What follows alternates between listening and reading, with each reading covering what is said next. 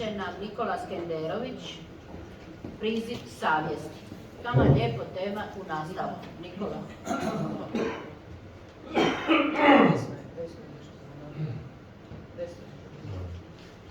Evo, ja se zahvaljujem, imam potrebu samo kratko zahvaliti se na ovom predavanju, jer je toliko mi bilo lijepo slušati. Ja sam se osjećao se bavim pravom, godinama pratim znanosti, to je doista čudo života i to je, život je stvarno svet i svi oni koji krenu tim putem svjesni da nisu oni gospodari života i smrti, nego da prihvate to, vide dobru nagradu u obliku te ljubavi, tih spoznaja koje ne bi nikad spoznali da su živjeli nekim, možemo nazvati to sebičnim životom, možemo nazvati samo da su bili pod strahom, da su se predali strahom. Tako da, evo, to ću samo kratko na observaciju na sve ova iskustva koja se mogu sažeti u toj točci strah i pa onda i sebičnost. Motivacija za ovo predavanje mi je bila ta što sam prije puno godina imao čast pomagati jednoj mladoj liječnici, ginekologinji, koja više, nažalost, nije ginekolog.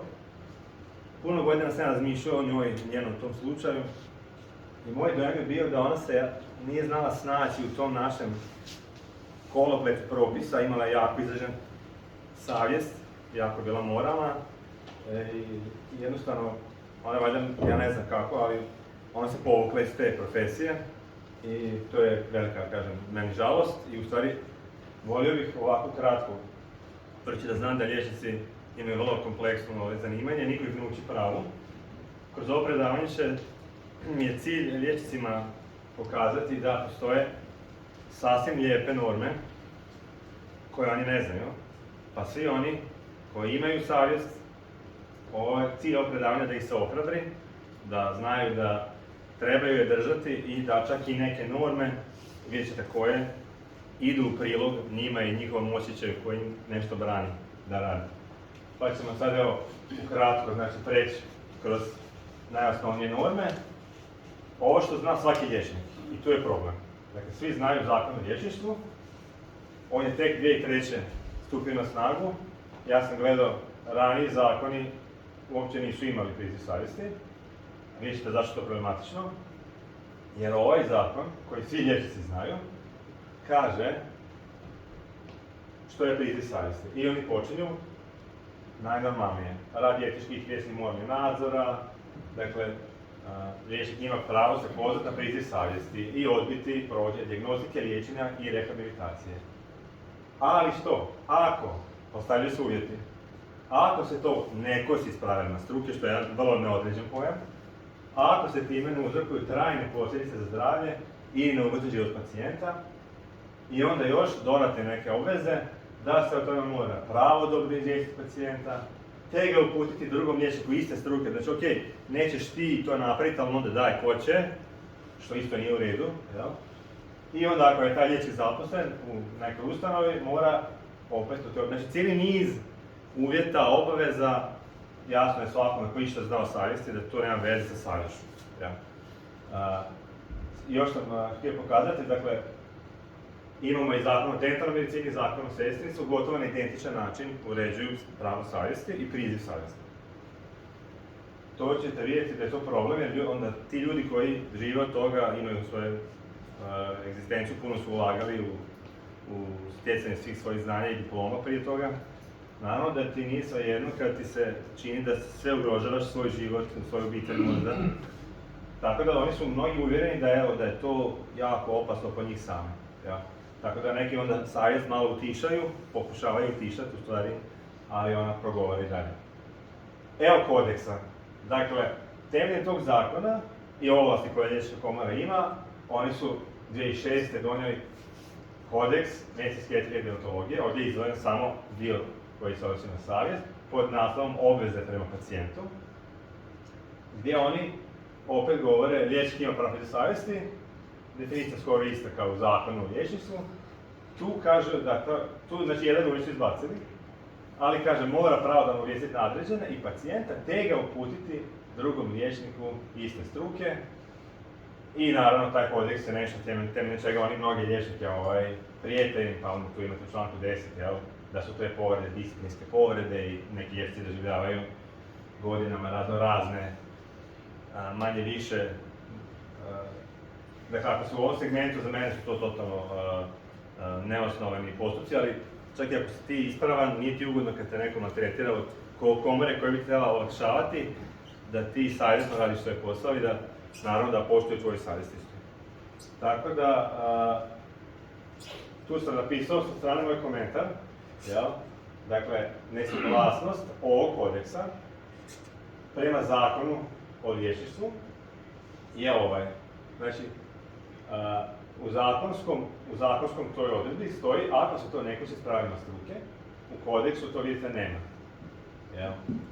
Tako da, hoću reći, to samo govori o tome kako ljudi koji su radili na ovome poznaju opće pravne norme, hijerarhiju propisa, ili bolje reći ne poznaju, jer to je nešto što svako ko zna nešto o donošenju propisa, zna da niži akt ne može biti drugačiji od onog na koji se poziva. Jel? Znači, pogotovo ga ne može sužavati ili širiti. I sad dolazimo, kratko, kao usporedba, znači ovo je jedan zakon o zdravstvenoj zaštiti, njega sam samo par odredbi sam izvukao koje su, ne spominju savjest nigdje u zakonu, ali postoje nekakve formulacije koje neko je recimo u strahu, da bi ga možda mogao neko prijaviti, da bi mogao imati problema zbog svoje savjesti, može čitajući to, jer u strahu su velike oči, može čitajući to pomisliti da bi možda mogao imati problema. Jer da li on pruža zdravstvenu uslugu, znači ovo su kao prava za svakog pacijenta, i šta on sve ima pravo, jer ima pravo na jednakost u cjelokupnom postupku ostvarivanja zdravstvene zaštite. To je jako bitno za svakog liječnika. Znači, ako imaš savjest je odmah radi sa svima isto. Znači, onda će biti puno lakše i braniti svoju savjest. Čim kreneš kompromise raditi, sve dublje toneš u blato i onda je puno teže se izvući. Dakle, poput pacijent ima pravo na zdravstvenu uslugu standardizirane kvalitete i jednakog sadržaja, pa to se zna svašta gura, da je to tako najnormalnija usluga, sve ove usluge koje je profesorica Abele spominjala, da su to usluge, jel? I, dakle, svaki ima pravo na prihvaćanje ili odbijanje, jel? To nije sporno, sporno je sad ovo. Znači, cijeli niz prekršaja ima u tom zakonu o zdravstvenoj zaštiti, jel? I ja sam tu napisao moj komentar, tu govore 10, tu će biti moji komentari. Ove odredbe bi zbog pravne nesigurnosti i nesnalaženja pojedinaca, koje uključuju i suce, mogle dovesti do pokušaja kažnjavanja ili kažnjavanja liječnika koji koriste ili štite svoje pravo na slobodu savjesti. Vidjet ćete da ja koristim drugi termin, pravo na slobodu savjesti. U ovom predavanju ću objasniti zašto koristim drugi termin. Tako da, evo jedan primjer tih prekršaja, koje su sad na snazi 660 do 1320 eura, kraće se za prekršaj privatni zdravstveni radnik, ako uskraćuje jednakost i ako uskraćuje zdravstvenu uslugu standardizirane, dakle uglavnom, ovaj zadnji prekršaj nije toliko bitno za ovo, ali vam hoću reći, dakle ako se neko boji, može se bojati ovoga. To je ovako, to se tumači. Kad se u ovoj zemlji tumači nešto na sudovima, koji ima iskustvo sa sudovima zna da to doista često puta nema veze sa nikakvom logikom, tako da zato ja svakoga ko se boji ovoga mogu razumjeti. I sad dolazimo do najvišeg pravnog akta ove zemlje, to je Ustav. Vidite gore od kada je na snazi, 22. prosinca 1990.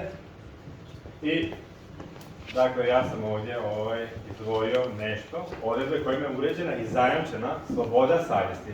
Ne priziv savjesti, sloboda savjesti, te kojima je određeno da se sloboda savjesti ne može ograničiti.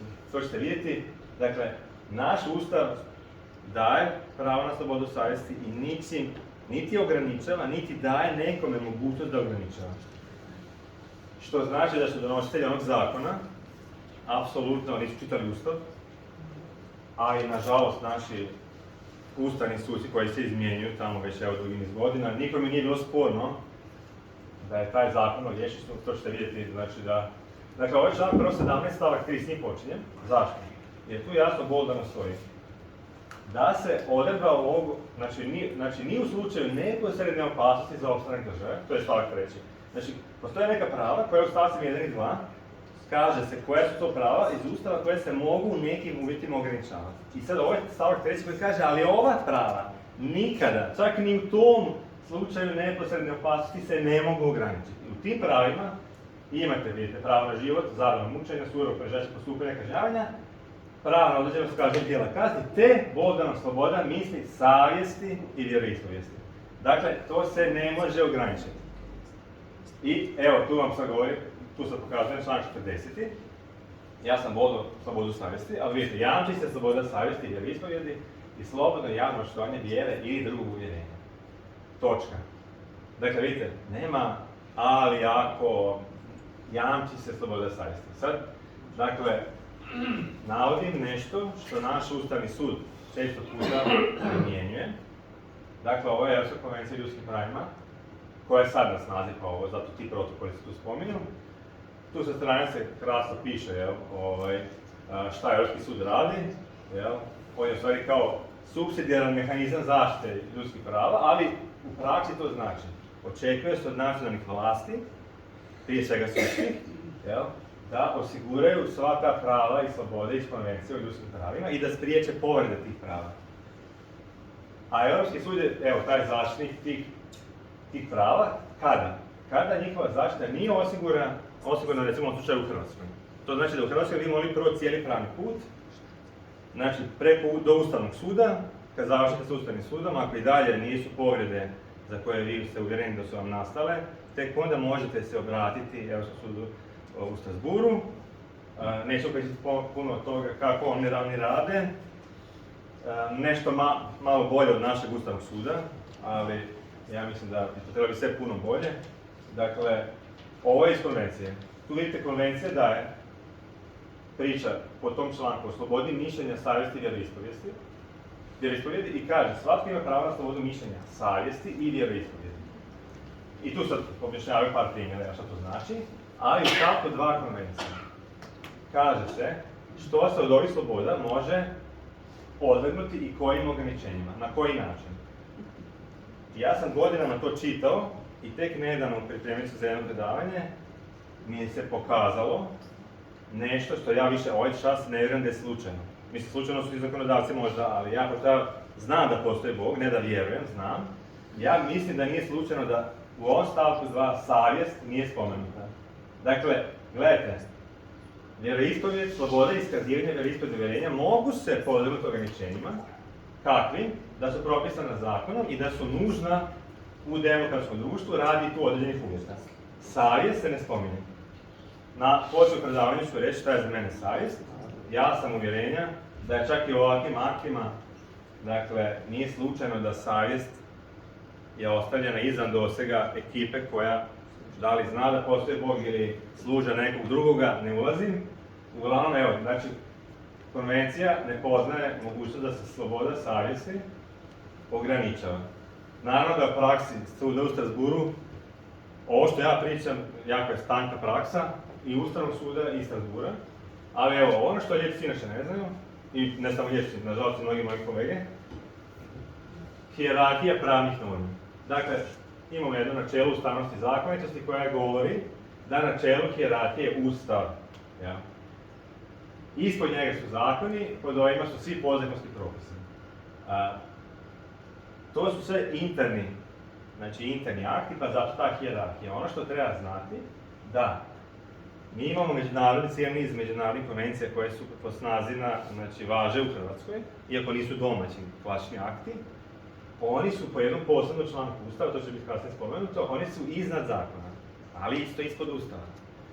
I sve ovo nastaje, sve ovo problem zašto? Kad bi mi imali Ustavni sud kako bi ja želio da imamo, a nemamo ga, onda bi naš Ustav bio stvarno svet, možda preteška riječ, ali cijenio bi se puno više jer on je dobar. Ima u njemu odličnih, vrlo važnih normi, međutim u praksi naš Ustav je takav kakav je, koji je dobar, ali Ustavni sud radi kako radi, a to je ono što je jako žalosno. Tu sam vam napravio kratki pregled. Znači Ustava, Europske konvencije, vidite, znači Ustav je najviši, pa Europska konvencija o ljudskim pravima. Samo sam sad odabrao za zakone važe za ovo predavanje. Kazneni zakon, zakon o liječništvu, zakon o zdravstvenoj zaštiti su kao treći po snazi neki zakoni i onda je kodeks najniži. Svi ovi bi morali biti u skladu s Ustavom. Znači, kogod želi se pozvati na svoju savjest, slobodu svoje savjesti, uvijek treba krenuti, to je logično, krenut ćeš od najvišeg akta. Nećeš ići na kodeks, na zakon o liječništvu, a pogotovo nećeš ići ako ti to se kosi svojom savješću. Zašto smo imali kazneni zakon? Evo, znači, ima jedan zgodan članak, koji čak onima koji krenu braniti svoju savjest, pa bez obzira na cijenu, prijetnje okoline, ravnatelja, bolnice ili nekoga, pacijenata, kazneno djelo, zove se povreda slobode vjere. Tko uskrati ili ograniči slobodu savjesti, preskočit ću ostalo, kaznit će se kaznom zatvora do 1 godine.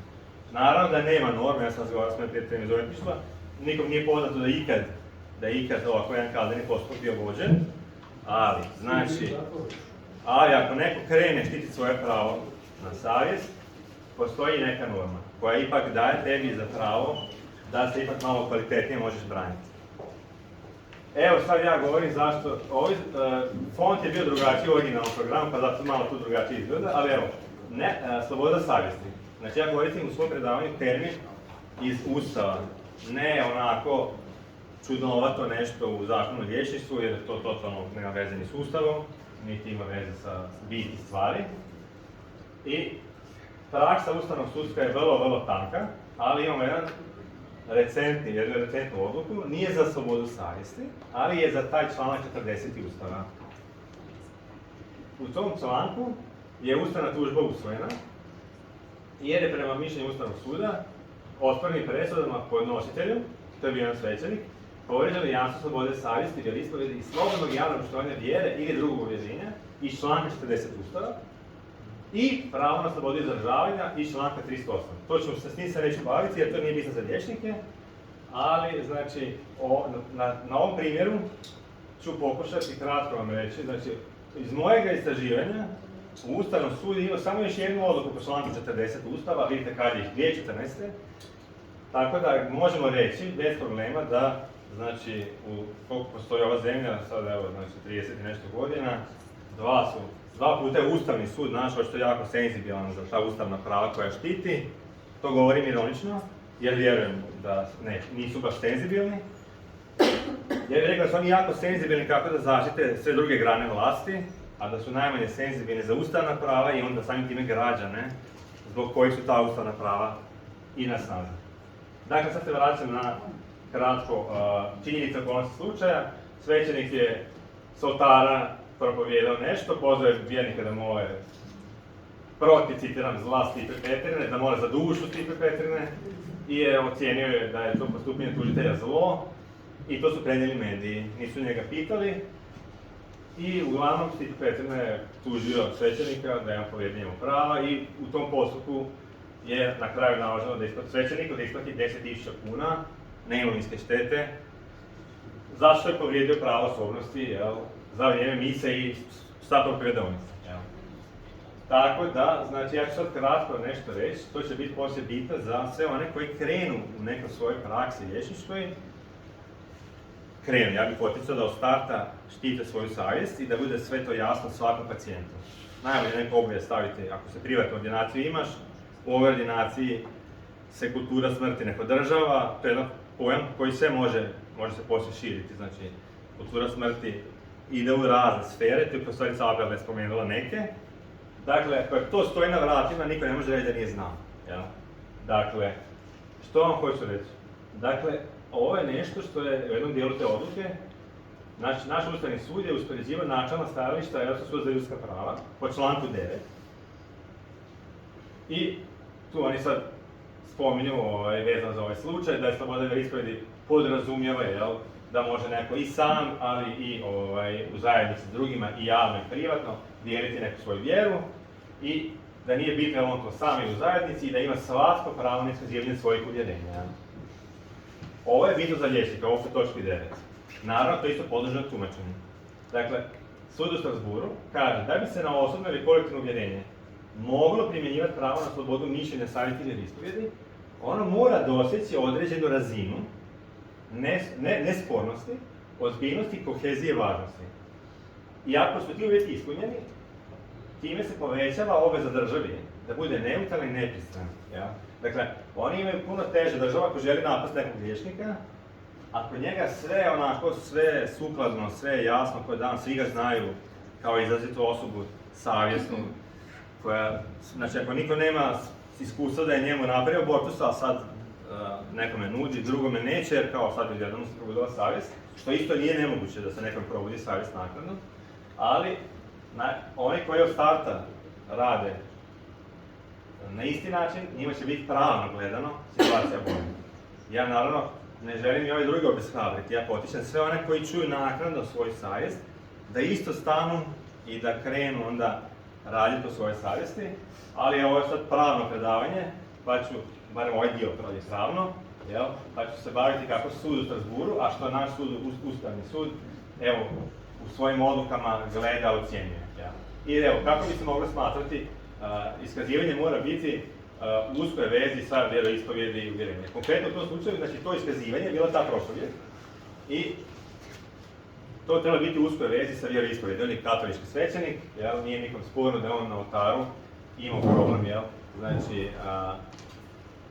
tu se spominje bogoslužje, pobožnost, i šta sudovi određuju? Postoji dovoljno uska izdana veza između postupanja, u ovom slučaju ta propovjed, i uvjerenja. On je katolički svećenik, znamo svi vjeru koje su uvjerenja katoličkog svećenika, ili bare većina nazvala. Dakle, i onda kad se to ustanovi, domaća tijela nemaju u pravilu osnovu za dovođenje u sumnju. Ne mogu propitivati je to iskreno ili neiskreno, a ako idu tim putem, moraju dokazati u sudskom postupku, što je u stvari po meni nemoguće dokazati.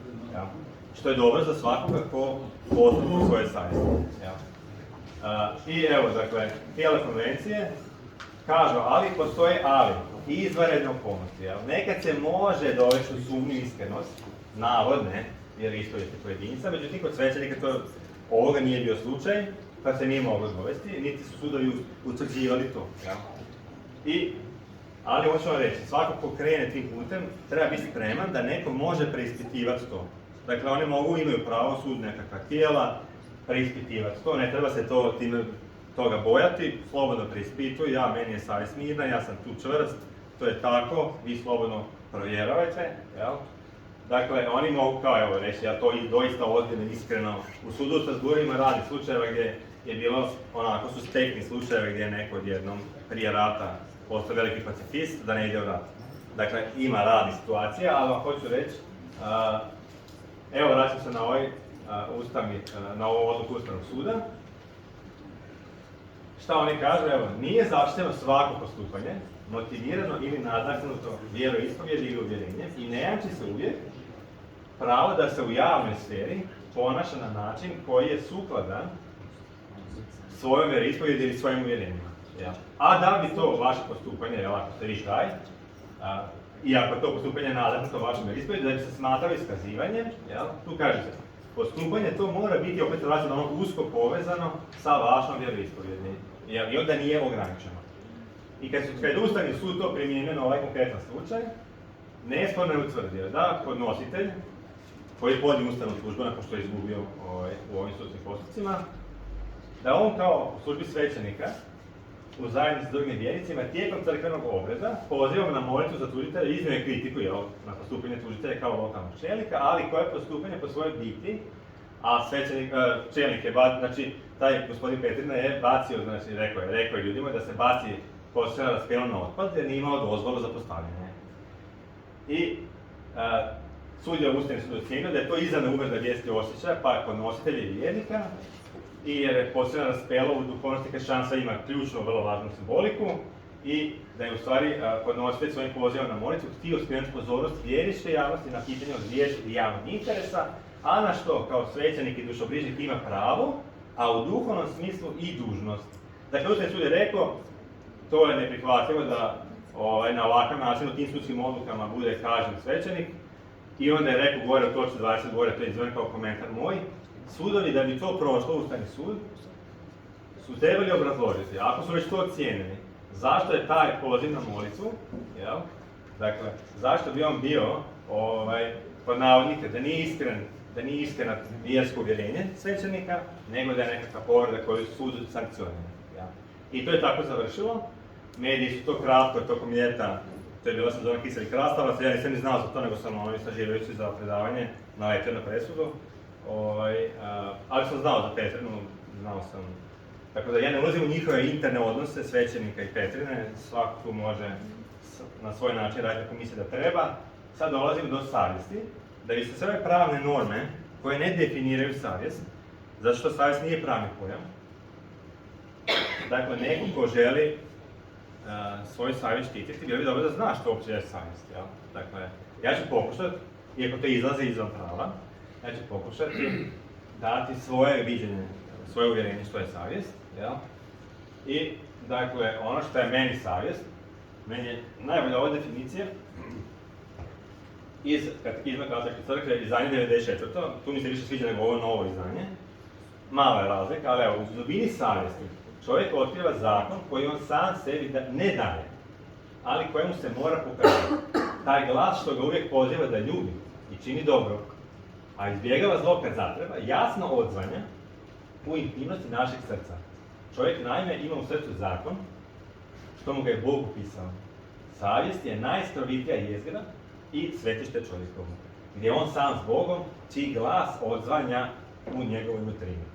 Dakle, ja vjerujem da je ovo upravo odlična definicija i da mi svi možemo čuti, čak i oni, ja sam istražujući dokumente vidio da i ljudi koji ne znaju da postoji Bog čuju neki glas. Oni sami kažu, nešto čuju. Jel? Dakle, izvojio sam jedan stari zapis Bonaventura Dude iz 77. godine, jer je meni jako zanimljivo kad je on išao objašnjavati, znači on je pisao o savjesti u Bibliji i on je rekao da razgovor o savjesti u Bibliji treba smjestiti u okvir što cjelovitije i autentičnije slike u Bogu i čovjeku koji nam pruža Biblija. I onda on ide na početak Biblije, pa kao on to zove prapodatak. I kaže da je prapodatak temeljni, Bog i čovjek po Bibliji, Božjom dobrotom i stvaralačkim zahvatom, a onda i savezničkim postupkom, stoje u jednom suodnosu, on ga zove suodnos, i govori šta u tom odnosu se događa. Događa se nagovor, razgovor i odgovor. Znači mi odgovaramo, čovjek odgovara. Bog se dakle u Bibliji očituje kao onaj koji je čovjeka stvorio baš takva, sposobna i osposobljena da s Bogom uđe u razgovor, da čuje Božji nagovor i da Bogu dade svjestan i slobodan odgovor. To je bitno za liječnike koji upravo tako osjećaju. Dakle, i Biblija to jasno potvrđuje. Dakle, mi smo svi u stanju čuti Boga, razgovarati s njim i dati mu slobodan odgovor. Isto kao što on će prihvatiti da mi kažemo njemu ne zanimaš me, ja ću kako ja hoću, ja znam bolje od tebe. Jel? Dakle, još sam par samo citata izdvojio. Ovo je jedan profesor iz Splita, Marinko Vidović, on je pisao jedan odličan rad, Biblijsko poimanje savjesti, na jednom predavanju gdje su baš o savjesti u Splitu govorili razni stručnjaci, 2010. I ja sam izdvojio samo ovako, kako on kaže, pogled na stvarnost i višestruko potvrđeno opće ljudsko iskustvo o mogućnosti ne sklada sa stvarnošću. On sad objašnjava koliko je to komplicirano kao, jel? Dakle, pojam savjest, jel? Savjest bi mogla biti odraz shvaćanja, nikad do kraja shvatljive stvarnosti, ali ujedno i čimbenik tog shvaćanja. U tom smislu savjest je suodnosni dinamički pojam koji je gotovo nemoguće definirati. I tu onda se pojavljuju razni ljudi sa raznim viđenjima i može 100 ljudi sjesti i vjerojatno će imati 100 mišljenja će se javiti oko savjesti. Ali evo, ovo je moje mišljenje, sam predavač, pa onda ja mogu lijepo svoje mišljenje dati. I ono što se meni jako sviđa je jedan citat, isto iz jedne knjige iz 88. koju je pisao tada mladi Valentin Kozajić u nazivu Zrela savjest. On je citirao Svetog Tomu, krepostan čovjek koji se ispravno, odnosno bitno za razvoj naše savjesti, ja? Krepostan čovjek koji se ispravno ponaša u svim stvarima, sudi ispravno pojedine stvari. I on prike kaže, to Sveti Toma, da onome komu nedostaje unutarnja ispravnost, nedostaje mu ispravnost suda. Tko je budan, ispravno sudi o svom stanju budnosti i o snu drugoga. Naprotiv, tko spava, ne može oblikovati ispravan sud ni o sebi, jer spava, jel? Ni o drugome koji je budan. Iz toga slijedi da stvari nisu onakve kako se pojavljuju onome tko spava, već kako ih vidi onaj tko je budan. Ista se misao odnosi na zdrava i bolesna s obzirom na sud o okusu, na slaba i jaka da prosude teret i na krepostna da odredi ono što je uputno činiti.